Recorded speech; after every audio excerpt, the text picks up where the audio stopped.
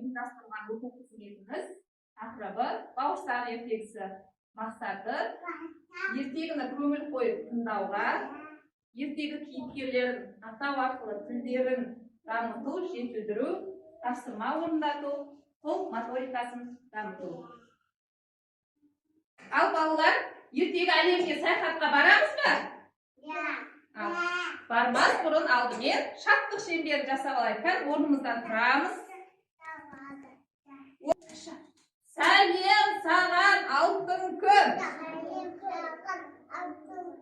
Сәлем саған жер ана. Сәлеметсіңдер ме достар? Сәлеметсіз бе апай? Жарайсыңдар. Бірінші тапсырмаға келеміз. Столға тыңдар. Балалар, қандай ертегі әлеміне бару үшін бірінші мынау жұмыртқаның ішіндегіні ашамыз. Қандай жұмыртқаның ішіндегіні ашыңдаршы бәрін.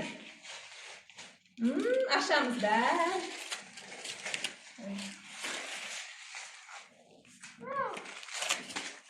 Ішіне не шықты балалар? Жұмыртқаның ішіне не шықты? Бауырсақ шықты. Біз қандай ертегі әлеміне барамыз? Бауырсақ ертегісі әлеміне барамыз, Жарайсыңдар. Бауырсақтың түсі қандай балалар? Медина, бауырсақтың түсі қандай? Сары. Пішіні қандай? Дөңгелек. Жарайсыңдар. Ал бәрін қоямыз. Қайтадан жүріңдер. Орнымызға келеміз. Бауырсақ ертегісіне барамыз, балалар. Ертеде бір күні шал мен кемпір болыпты.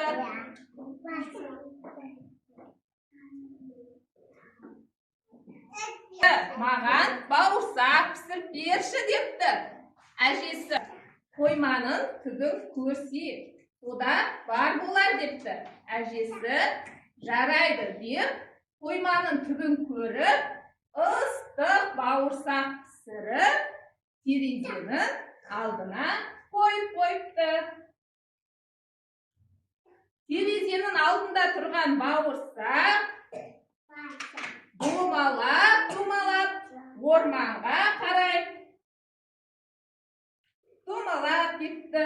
Домалап бауырсақ домалап келе жатса, алдынан қандай ат шыққанын білу үшін балалар екінші тапсырманы орындаймыз. Балалар, алдымызда тұрған қағазды суға саламыз. Суға салыңдар, былай. Батырыңдар.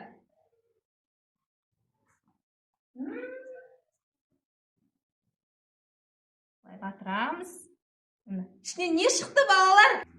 Қоян шығыпты, Не шықты ішінен, Медина? Қоян шығыпты, Қоянның сүйікті асы сәбіз. Қоянның құлағы қандай, Медина?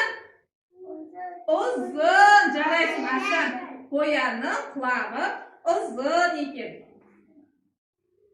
Балалар, домалап келе жатқан бауырсақтың алдынан қоян шығыпты, Бауырсақ, мен сені жеймін. Ән айтып берем депті. Атамнан да қаштым. Қоян, енді сенен де қашып кетем деп, бауырсақ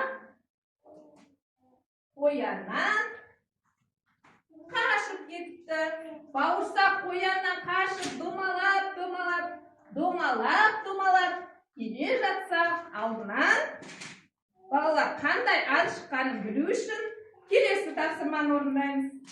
Балалар, келесі тапсырмада алдарында тұрған дәнді қолымызбен ашу арқылы ішінде не бар екенін табамыз. Алдында ішінде не бар екен? Алдар ішінде. Жарайсың. Не шықты ішінен? Қасқыр шықты, Қасқыр қандай дыбыс шығарады? Деген дыбыс шығарады. Қасқыр балалар, ертегіні ары қарай тыңдаймыз. Жүріңдер орныңызға. Домалап келе жатқан бауырсақтың алдынан қасқыр шығыпты. Бауырсақ, бауырсақ, мен сені жеймін депті. Бауырсақ, жемеші, мен саған. Қан балалар, бірге айтайықшы әнді. Атамнан да қаштым, қояннан да қаштым. Қасқыр, енді сенен де қашып кетем деп, бауырсақ қасқырдан қашып кетті. Бауырсақ қасқырдан қашып кетіп, думалап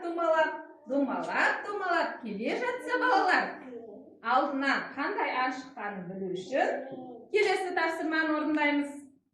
Балалар, келесі тапсырмада алдымызда тұрған аюды не істейміз? Құрастырамыз, я? Как құрастырдыршы? Құрастыра қойыңдар.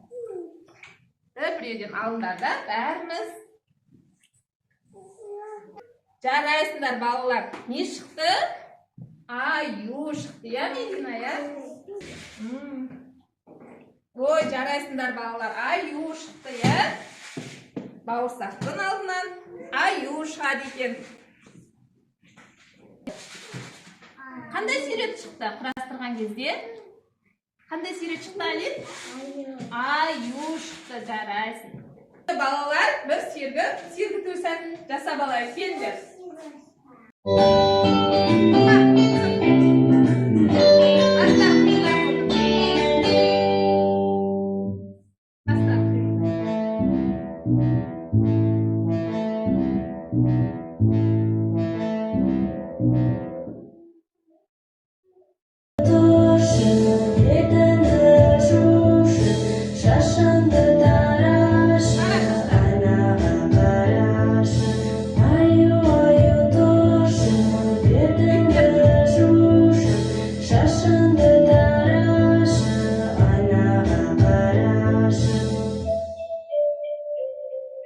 Мен қазір тұра алмаймын, бетімді жуа алмаймын, шашымды тарамаймын, қыс өтеді сонда сен ойнауға келмемен. Балалар, келе жатқан бауырсақтың алдынан балалар аю шыққан екен, я?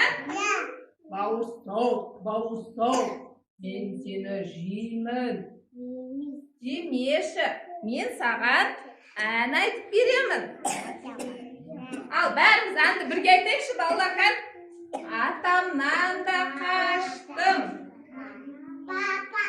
әжемнен де қаштым. Медина, дауысын шығар.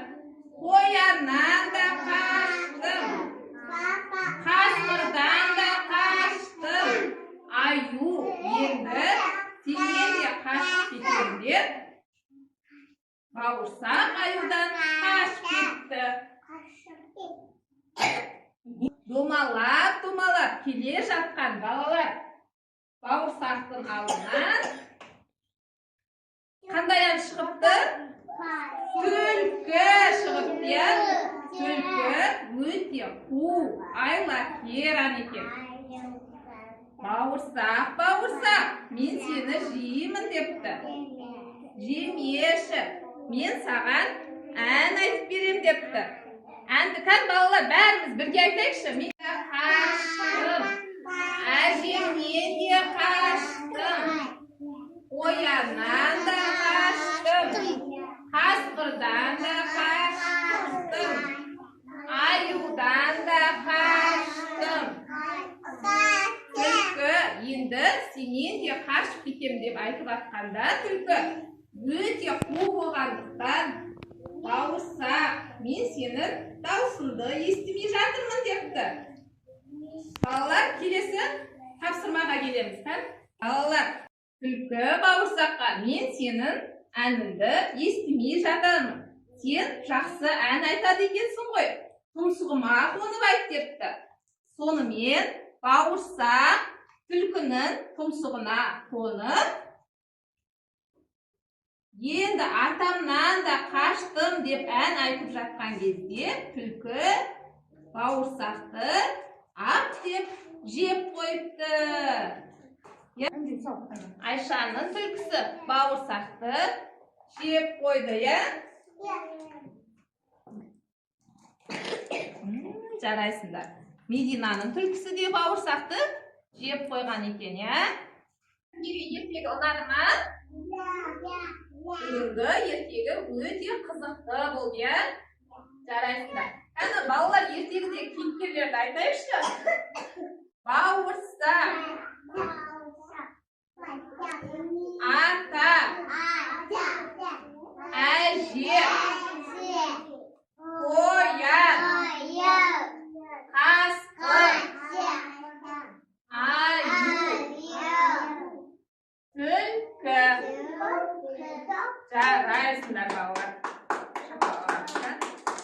Бүгінгі сабаққа сендер өте керемет, жақсы қатыстыңдар. Енді келген қонақтарға сау болыңдар дейміз апайларға. Сау болыңыздар.